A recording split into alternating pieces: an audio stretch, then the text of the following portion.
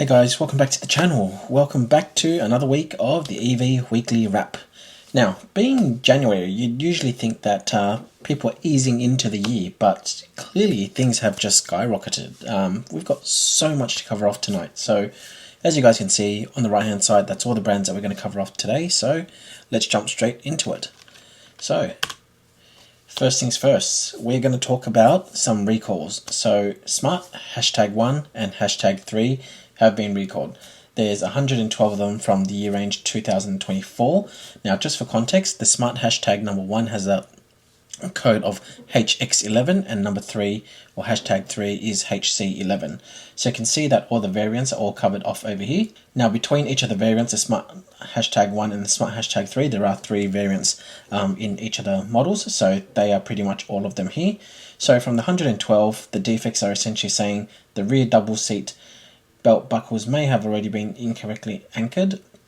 As a result, when the center seatbelt is fastened, the buckle could interfere with the left seat buckle and potentially release it. So the hazards are essentially saying that the occupant may not receive the full protection and could increase injury or death to vehicle occupants. What should you do? Basically, contact your preferred Smart authorized service partner to schedule an appointment to have the double seat belt buckle adjusted free of charge. So, if you guys do have one, make sure you check there is a list to see if your car has been impacted and get it fixed. Anyways, that is the Smart #1 and #3. So let's keep moving on. Next, another recall, Kia EV9. So this was just announced yesterday, or a couple of days ago actually. Basically, you see over here, defects are due to a manufacturing defect, vehicles may have been assembled with a missing seat mounting bolt. As a result, the seats may not be correctly secured to the vehicle and could move inadvertently. That is quite dangerous. So what should consumers do? So owners of affected vehicles will be contacted in writing, asking them to immediately schedule an appointment with their preferred Kia dealer to have the work carried out, free of charge of course. So fantastic to see. The only thing that I guess I question in my head is, how do we actually get to a missing seat bolt for 305? And is 305 the total number of sales of EV9s, or how did that happen? Anyways, good to see that it's been flagged and it is being fixed. So guys, if you're watching this video and you do own an EV9, please make sure you check the VIN numbers to see if it's part of the recall, so that you can, I guess, be on the watch out to get your car fixed ASAP. And so there is the news for the EV9, and that actually wraps up the news for all of the recalls this week. So let's keep moving on. Cupra Born. So Cupra Born, it's a new year. They've got this new event for Cupra called the Obsession event. Now it's spelled OBSESION. So Obsession, maybe? I don't know, maybe I butchered that. Either way, what they're saying is there is a big discount. So $49,990 drive away, including the interior pack with blue Dynamica microfleece heated massage seats in the front and premium Beats sound system. So I don't know if you guys can actually see it, but I went to the Cupra site to actually see how many they have on sale, pretty much available almost immediately. It says here it's going to be, I think, roughly 3 to 4 weeks for some are like 5 weeks, some are 7 weeks, 8 weeks and so forth. But either way, it's not too long of a wait if you want to get your hands on one. And if you can potentially see, there's, I think, 183 Cupra Borns that are pretty much available almost immediately. So how's that for a discounted deal? Now, I'm thinking that they want to start pushing these ones because the new, I think it's the VZ, or it's the hot hatch version that is coming very soon. It's coming in this year. And so they're probably trying to get rid of these ones, and also because these ones are built last year and even some, I think, built late 2023 as well. So I'm sure they want to clear out the inventory so that they can get the new ones coming in. But if it is a Cupra Born that you guys want, this is a good deal. Saving lots of money and welcoming all the price wars for 2025. So bring it on. Anyways, that's Cupra. Next, another deal, Mercedes-Benz, the EQA and the EQB 250 Plus. So they're releasing the Night Edition, which I'll go through some of the details on what you do get, but they are now going to say that there is a Night Edition that's going to be offered at no extra charge. So that's fantastic. Now, if you guys aren't aware, Mercedes-Benz did move into from the usual traditional agency model where you could negotiate for cars to a fixed price model. So actually, when you buy a Mercedes these days, there's really no negotiation as a part of it. And so what they're essentially doing now is keeping the price as it is, but they're also going to throw in the night package at no extra cost. And the good thing about this is that it is still going to keep it below the FBT, so it's exempt from FBT. So that's fantastic. Now, what do you guys get as a part of the night package? So I'm going to read it out over here. So it says, the addition of the night package styling adds expressive exterior design elements in high gloss black, including inserts in the front and rear aprons and side paneling, the mirror housings, the belt line and window line trim strip, and roof rails. You also, for the two night edition models, you do get aerodynamically optimized 20-inch multi-spoke light alloy wheels, completed in an eye-catching high gloss black paint finish and high sheen rim flange. That was a mouthful. So, long story short is, you get these fancy 20-inch wheels that you see in the pictures over here. And you get, I guess, a lot of blacked out components, since they call it the night edition. So it's all along the car, on the side mirrors, rear aprons and whatnot. So, yeah, and these are going to be in limited numbers. And it says here, they will be available to order from January 23, 2025, which meant you could order it as early as yesterday. So guys, if you are interested in this model, jump on, make your order. Now, the one thing is, even though they've said it's strictly limited numbers, they haven't specified specifically how many there will be. So at this point in time, we've got no idea. So yeah, that's it for Mercedes-Benz. Moving on. Let's talk about some retail spaces. So guys, what you see on the screen is the new Polestar showroom, or the Polestar space. Now, this retail Polestar space address is on the bottom left, 46 to 52 Glen Osmond Road, Parkside, SA 5063. I've also put it here on the map for the ones that aren't familiar with Adelaide.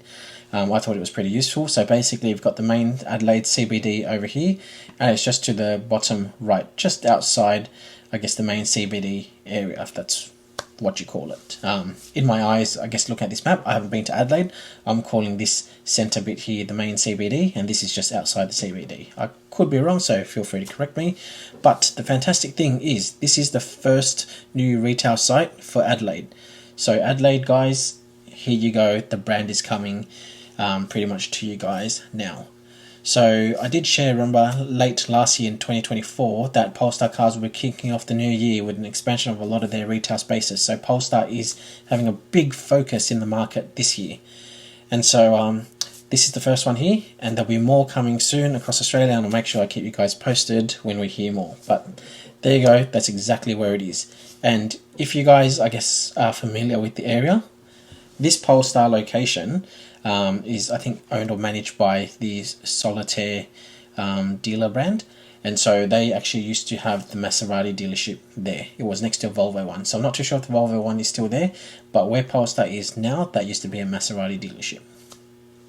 So yeah, that's the first of the retail space for Polestar in Adelaide. So let's keep moving on. Next, we also have more details on retail spaces. So, Deepal, you can see here now on the bottom left, we've actually got 7 locations in total for the Deepal Australia retail network. And so with the 7, we're basically saying that we've got 3 new locations. So they already had the first 4 that you see over here. So the new locations that you can see here, Jarvis Deepal is now open as of this week. So Jarvis is this one down here in Adelaide. So Adelaide, this is the second site that you guys are getting. Perth City opening at the end of the month, which you can see this one here, Albany Highway, Victoria Park. Brisbane customers can get into the driver's seat from February, which is this one here in Newstead. And they're saying as well, in addition to these new locations, Deepal Australia will continue expanding its network through Q1 2025, which is the next, I guess, roughly 2 months, including the wider state of Queensland and ACT. So guys, watch out for this space. They're definitely going to be hitting the market quite aggressively in terms of expansion of sites to get the brand out there. I've actually seen a couple of these on the road and I think they look great. Hopefully we'll get our hands on sometime soon and I can give you guys my honest thoughts. If you guys are in Adelaide, make sure you jump over there, have a look at that space, and feel free to tag me in the socials and tell me how it is. So that covers Deepal. Alright, so Genesis, another retail space update. So Genesis Sydney has a new they have a new large retail space that they're looking at showcasing. So it's a new flagship facility, and it's also going to be attended by global head of Genesis Mike Song and motor racing legend Jackie X. So the amazing thing with this is the Genesis GV60 Magma concept will be on display at a cocktail party to celebrate Genesis Sydney opening on January 29th, which is essentially next week. So it's going to be open. This is the actual picture. So, you know, the site is already built. And the location here is just this one over here, Genesis Sydney. So it's 153 to 165 Parramatta Road, Concord, New South Wales 2137. In case you guys don't know specifically where this is, but you are somewhat familiar with Sydney, this is just off the M4 motorway between Strathfield and Burwood, and it's also near the M4 entrance as well. And this used to be, I forgot the brand name of the dealership, but it used to be where the big motorcycle dealership was. So they had like Ducati, Suzuki, they had all of those motorbike brands. This was a whole massive motorcycle dealership, and they have now converted to Genesis Sydney. So yeah, really looking forward to potentially seeing the GV60 Magma concept one day. And yeah, that's essentially it. So 3 big updates on retail spaces, all within a couple of days. It seems like Adelaide, you guys are the lucky ones. You haven't got the Genesis retail space there, but you do have Deepal, and you also do have Polestar there real soon, if not pretty much now. So enjoy. Alright, let's keep moving on. Canoo. Boo-hoo for Canoo. And the reason why I say this is this was a US EV car startup brand, and they've basically filed for bankruptcy. So they've ceased operations with immediate effect. So the notes I've got here is the company's only vehicle that was shipped to the public was the Canoo lifestyle vehicle, which is basically a version of what you see on the top left. It was supposed to be a lifestyle vehicle, a futuristic people mover available with 5 to 7 seats. Deliveries began in late 2023. They also were planning to have a ute style Canoo, which they called the American Bulldog. I don't think that actually made it, but they pretty much partnered with Walmart, and that was it. They didn't make it big, they couldn't make it big, and they've gone, I guess, belly up. So boo-hoo for Canoo. What can we say? Another one bites the dust. So that's all we have for Canoo. That's probably the only news that we'll ever have for Canoo. So let's keep moving on. Alright, let's talk about some cars spotted from overseas. The Mercedes-Benz V-Class EQ technology. Formerly, I guess, known as the EQV, but we all know that, or you may not know, but Mercedes wants to step away from all of that EQ terminology, like EQA, EQB, EQV, and so forth. So now they're calling the V-Class, instead of the EQV, the V-Class EQ technology. So, let me read out some details to you from what I've seen. And mind you, this is only what's been spotted. There's been no details that has been, I guess, 100% confirmed as yet. But some things to pay attention to. They're saying here, sharp headlamps, you've got dual light bars on top, you've got horizontal grille that opens and closes depending on cooling needs. It also says here, the large window behind the sliding door has a similar design to the current model, and the vertical tail lamps are maintained, but the trunk opening method has changed. So in terms of trunk method has changed, we're not actually clear on how that specifically changed, but based on the spotted document or page, that's what they've said. It also says here the recharging port has been moved to the rear like a passenger car, and you can see that somewhat quite clearly over here. It looks like that charge port is open.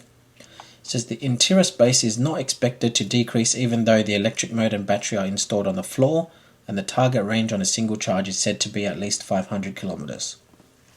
Powertrain is divided into a single motor front wheel drive and a dual motor all wheel drive. Doesn't look like there'll be a rear drive model at all.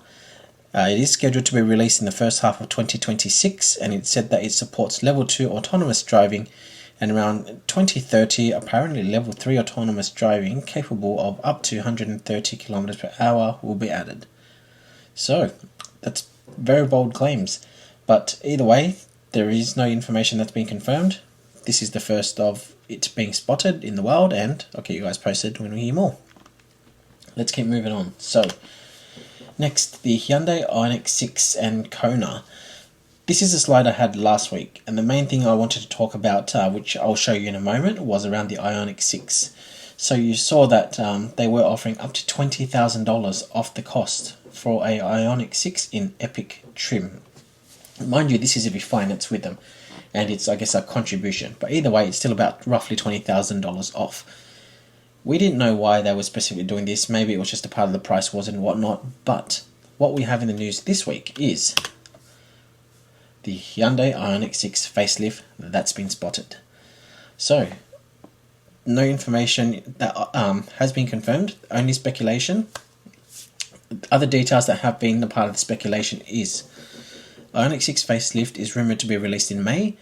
So far the changes that we do know is that it's got a revamped front design of the front bar, a bit of the rear bar as well, and also the spoiler. So they're saying that the existing double spoiler will be replaced or combined into a single spoiler.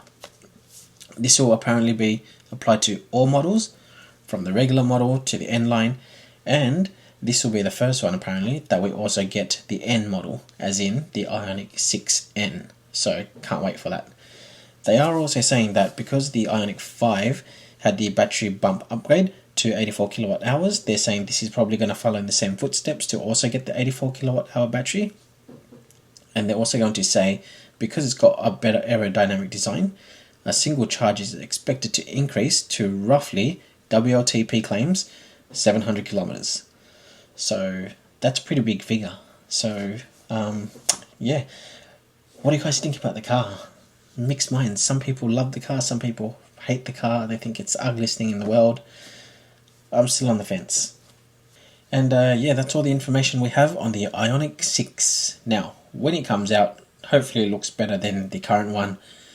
Based on the feedback that I've heard from a lot of people, most people probably don't, or most people actually don't like the design on the IONIQ 6, even though it did actually win a lot of design awards and it won a lot of awards.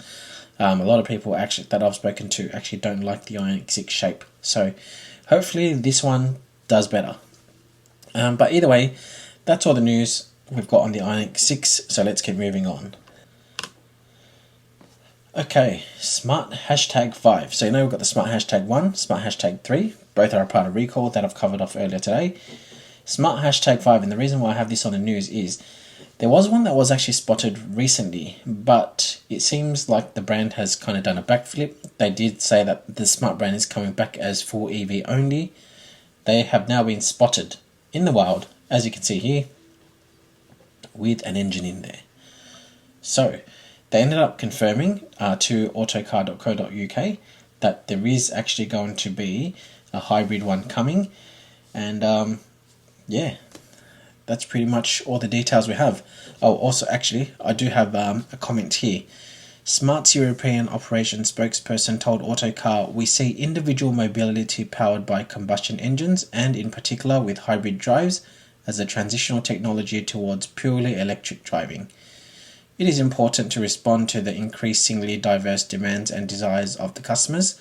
Smart cannot exclude any technological solution for the future at the current point in time." So that's what they're doing. They want to make sure they kind of bridge the gap, ease people into the transition, and it also means that they, I guess, have another avenue to sell cars to people that weren't really all 100% set on electric. So yeah, we'll have to see how that goes. But what do you guys think? Were you guys dead set on Smart being a full EV company or not, because they've now done a backflip? Alright, let's keep moving on. Cadillac LYRIQ-V. So we covered Cadillac a couple of times last year in relation to the LYRIQ. We did also tell you guys that the LYRIQ-V was coming, which is the performance variant. Here are some of the specs that have been confirmed. So 459 kilowatts, 880 newton meters of torque, which is plus 71 kilowatts and plus 270 newton meters compared to the normal base model LYRIQ. Now, the quotes here in terms of the specs are 60 miles per hour as opposed to 62, so that's really 96 kilometers an hour as opposed to 100 kilometers an hour, so it's 3.3 seconds, and that's using V mode or velocity max mode. So I'd say 0 to 100 is probably about 3.5 seconds. It's got a massive battery, 102 kilowatt hours NMC battery. It's also a big boy, 2,713 kilograms. In terms of production, they're saying here early 2025 at GM's Spring Hill, Tennessee plant. And they have confirmed that it's going to be roughly US just under $80,000, which conversion is $127,000. And in the US, the LYRIQ range starts at roughly just under $59,000, which is about $93,000. For comparison, the LYRIQ in Australia is $117,000. And so if we look at the $93,000 to $127,000, you are talking about roughly $34,000 difference. Seeing as it's $117,000 before on-road costs, my guesstimate, this car driveway is going to be roughly $150,000 to $160,000. So let's wait and see. But my guesstimate, $150,000 to $160,000. Feel free to take a guess as well and let me know in the comments below in terms of what you actually think. And is this called the best for last? The ZEEKR 007 GT. So this has been just revealed earlier in the week. It's apparently going to be called the ZEEKR 7 GT in Europe, and who knows if it's going to come to here Australia at all. But I love a good wagon, and this is such a good looking car. There have been no specs that have been confirmed. However, if it was to follow the normal 007 variant, pause the screen here. I'm not going to go through all of it in detail, but I've got a screenshot of pretty much all of the existing variants that are available overseas so you guys can see. And obviously the best one is on the far right, 646 brake horsepower, 800 volt architecture, which is 475 kilowatts, 710 newton meters of torque. Amazing.